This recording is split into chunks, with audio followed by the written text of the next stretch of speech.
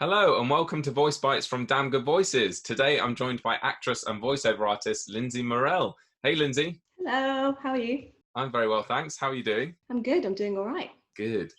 So I wanted to ask you a question today about one of the hardest things for many voiceover artists to master, which is sight reading. And I know if you come from sort of a singing background, you might find it a little bit easier because you're sort of used to sight reading music.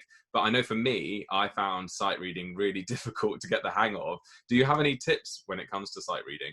Well, yeah, sight reading is an important skill for voice because most of the time you get your script on the day or just before the session. So you need to be able to familiarize yourself with a piece of text very quickly to be able to get the most out of the session, to deliver what the client is wanting, which is also really important because you gain their trust and then you're more likely to get booked for more jobs if they know that you are able to grab a script and just fly with it.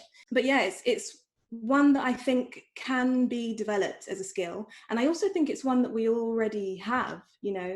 When you read in your head, you are naturally skipping ahead a few words to keep up with your reading speed, but also just to make sense of the sentences.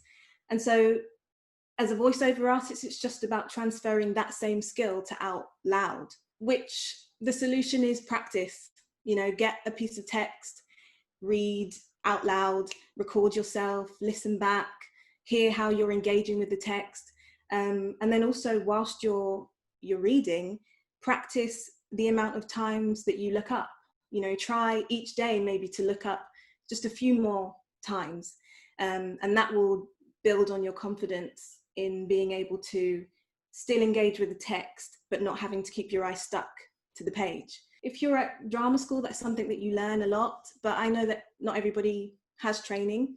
So that's probably the best way to do it. Any piece of text, get a newspaper, something on the internet, a medical script. Yeah, that's probably a very important thing to note as well. It's important to try it with loads of different sorts of text. So a storybook, a newspaper, a medical journal, something, all very different things, because you never know whether you're going to be doing a video game or you're going to be doing a commercial or something a bit more corporate, or so practicing with a variety. Hopefully if you get given a medical thing, you might be given it in advance with all those names, but that's a whole nother story. Yeah, hopefully not on the day, because you need to then figure out what half of the words mean and how to pronounce them. So it's very difficult, but as you say, it's a skill that we can all hone. And I think it was really interesting what you said. I hadn't thought of it that way. We've already got that skill naturally when we're reading in our heads, so it's just about translating that into when you're speaking out loud. Yeah, and it's nerve-wracking doing it out loud, because your mouth is the last piece that has to get involved. When you're reading in your head, it's just your eyes to your brain, but out loud it's your eyes to your brain, then to your mouth, which has to keep up. By having that skill, it means that you'll have a level of confidence in the session, which means that you don't have to worry about that particular area, especially when you've got lots of clients who are watching you or listening in. If they can trust you to handle the text, then the session will be a lot smoother for everyone. It's very true. Well, thank you so much for joining me today on Voicebites. You're very welcome. Thanks for having me. No worries, not at all. And thank you guys for watching. I'm Joel Wood, and you've been listening to the brilliant Lynsey Murrell. You can check out her voiceover profile. It'll be linked down below. And please come back next time for more Voicebites. See you. Bye.